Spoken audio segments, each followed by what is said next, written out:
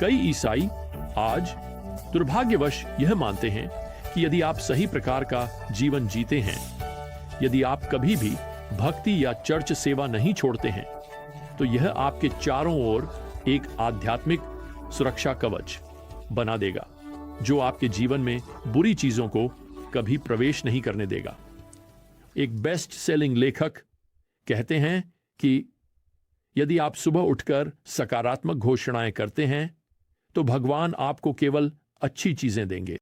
वह यहां तक लिखते हैं, हर दिन अपनी जीत की घोषणा करने के लिए मेरी किताब को अपने मार्गदर्शक के रूप में उपयोग करें। दूसरे शब्दों में वह कहते हैं, सुबह उठो और स्वास्थ्य की घोषणा करो, अनुग्रह की घोषणा करो, प्रचुरता की घोषणा करो, इसे घोषित करो। वह कहते हैं और यह तुम्हारा होगा।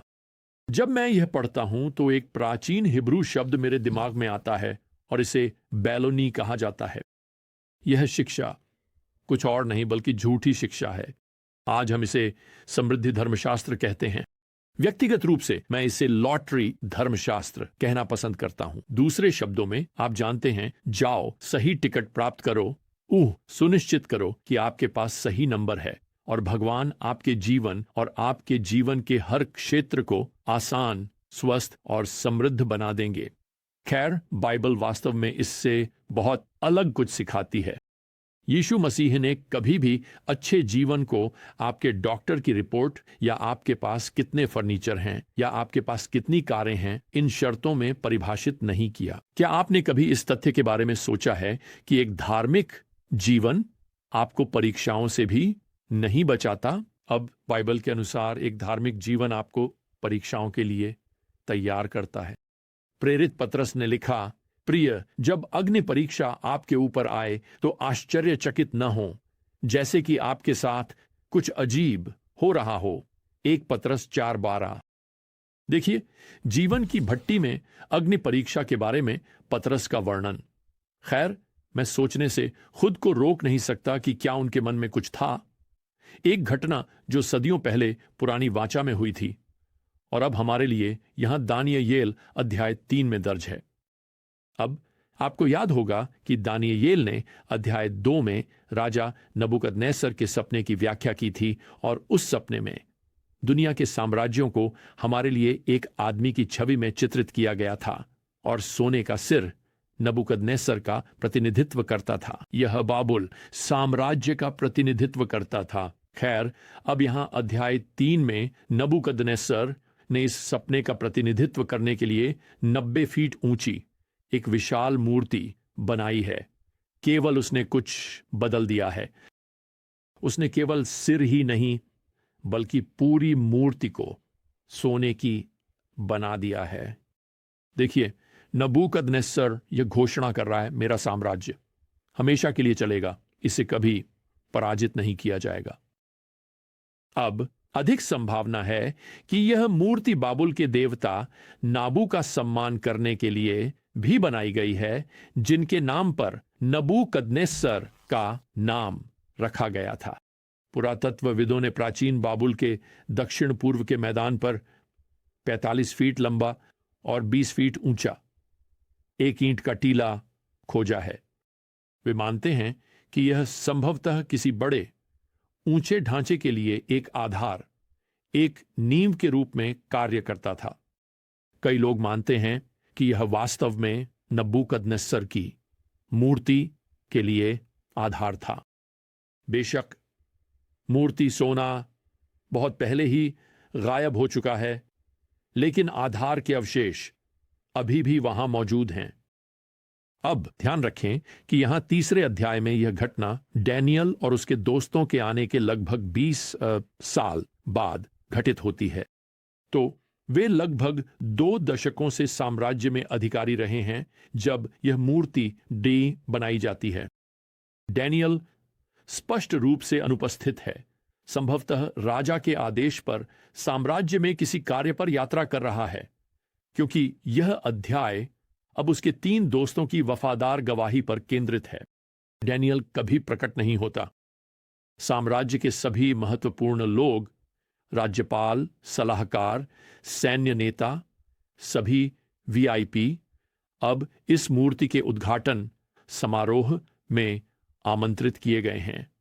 और जब सभी लोग आ जाते हैं तो राजा का हरकारा आगे बढ़ता है और ये निर्देश देता है। 5वीं आयत हमें बताती है, जब आप संगीत सुने तो आपको सोने की मूर्ति के सामने झुककर पूजा करनी है, श्याम। और जो कोई भी झुककर पूजा नहीं करेगा, उसे तुरंत जलती हुई भट्टी में डाल दिया जाएगा। तो वैसे यह केवल नेबूकदनेजर के प्रति वफादारी का कार्य नहीं है, यह एक धार्मिक कार्य है। तो संगीत शुरू होता है और सभी लोग जमीन पर झुक जाते हैं, सिवाय 3 पुरुषों के जो अपनी 30 की उम्र के शुरुआती दौर में हैं, शद्रक, मेशक और अबेदनगो। मुझे आपको बताने दीजिए, अब वह समय है, अगर कभी ऐसा समय होता जब वे एक दूसरे से फुसफुसाते, अरे अगर हम झुक जाएं तो क्या नुकसान हो सकता है। इसके अलावा आप जानते हैं सभी लोग ऐसा कर रहे हैं, लेकिन वे मना कर देते हैं। यह खबर जल्दी ही राजा तक पहुंच जाती है। यहां पद 12 में, ये लोग, हे राजा, आपकी कोई परवाह नहीं करते, वे आपके देवताओं की सेवा नहीं करते या उस स्वर्ण प्रतिमा की पूजा नहीं करते जो आपने स्थापित की है। अब पद 13 हमें बताता है कि यह नेबूकदनेजर को क्रोध में डाल देता है। हुडेकनी हिंसक गुस्से के दौरे में स्पष्ट रूप से वह पास की भट्टी जितना ही गर्म है, और वह इन 3 युवा पुरुषों को आगे बुलाता है और उनसे यहां पद 14 में पूछता है, क्या यह सच है, हे शद्रक, मेशक और अबेदनगो, कि तुम मेरे देवताओं की सेवा नहीं करते या उस स्वर्ण प्रतिमा की पूजा नहीं करते जो मैंने स्थापित की है। अब इसके साथ नेबूकदनेजर उन्हें दूसरा मौका देता है। शायद उन्होंने निर्देशों को पर्याप्त स्पष्टता से नहीं सुना, लेकिन वह सुनिश्चित करता है कि इस बार वे चेतावनी को सुने। वहां अगर वे झुकने से इनकार करते हैं तो उस भट्टी में निश्चित मृत्यु है। वह यहां पद 15 में कहता है, कौन सा देवता तुम्हें मेरे हाथों से छुड़ाएगा? उनका उत्तर राजा के लिए एक शक्तिशाली विश्वास का बयान है। मुझे यह बहुत पसंद है। पद 17, हमारा देवता जिसकी हम सेवा करते हैं हमें जलती हुई भट्टी से छुड़ाने में सक्षम है और वह हमें आपके हाथ से छुड़ाएगा, हे राजा। लेकिन अगर नहीं तो यह आपको झांत हो, हे राजा, कि हम आपके देवताओं की सेवा नहीं करेंगे और न ही सोने की मूर्ति की पूजा करेंगे। सुनिए प्रिय, यह बाइबल में विश्वास के सबसे उल्लेखनीय बयानों में से एक है। वे राजा से कहते हैं, सुनिए, हमारा देवता हमें आपके हाथ से छुड़ाने में सक्षम है, लेकिन अगर नहीं, वाह, एक सेकंड रुकिए, पीछे हटिए, क्या मैंने इसे सही पढ़ा? हमारा देवता हमें आपके हाथ से छुड़ाने में सक्षम है। समृद्ध धर्मशास्त्र के अनुसार आपको वहीं रुक जाना चाहिए। भगवान हमें छुड़ाने वाले हैं। बस हम इसे घोषित करने जा रहे हैं। यह किताबें बेचेगा। सकारात्मक विचारों के साथ अपनी नियति की घोषणा करें। संदेह के लिए जगह न दें या भगवान को आपको न छुड़ाने का अवसर न दें। सुनिए प्रिय, वे जानते थे कि भगवान उन्हें आग से छुड़ा सकते हैं, लेकिन वे नहीं जानते थे कि भगवान ऐसा करेंगे या नहीं। यह संदेह नहीं है। यह विश्वास के सबसे गहरे बयानों में से एक है जो आप कर सकते हैं। भगवान इसे कर सकते हैं, लेकिन यह भगवान की इच्छा पर निर्भर है। देखिए, आप अपनी नियति नहीं बोलते। आप अपनी नियति को भगवान के हाथों में सौंप देते हैं, जैसे आप अपने जीवन के लिए उन पर भरोसा करते हैं। खैर, इसके साथ नबूकदनेस्सर इतना गुस्से में है, पद 19 हमें बताता है कि वह भट्टी को 7 गुना अधिक गर्म करने का आदेश देता है, जितना कि आमतौर पर गर्म किया जाता था। अब यह एक धातु गलाने की भट्टी थी। यह एक बड़ी संरचना है जिसके ऊपर एक ढक्कन होता है, जिसके माध्यम से सामग्री डाली जाती थी। इस भट्टी के ऊपर तक पहुंचने के लिए एक रैंप था, जो आमतौर पर मिट्टी का बना होता था। एक बड़ा उद्घाटन, नीचे जमीन के स्तर पर एक दरवाजा जहां से इन सामग्रियों को निकाला जाता था। खैर, उस रैंप पर ये 3 युवा पुरुष चलते हैं। वे भागने की कोशिश नहीं कर रहे हैं और उन्हें, आप जानते हैं, मजबूर भी नहीं किया जा रहा है। वे उस रैंप पर चलते हैं और अब उन्हें आग में लकड़ियों की तरह भट्टी में फेंक दिया जाता है। लेकिन 3 पुरुषों को दर्द में तड़पते और फिर मरते देखने के बजाय राजा अब उन्हें एक चौथे व्यक्ति के साथ घूमते हुए देखता है, जिसे वह यहां पद 25 में देवताओं के पुत्र जैसा दिखने वाला बताता है।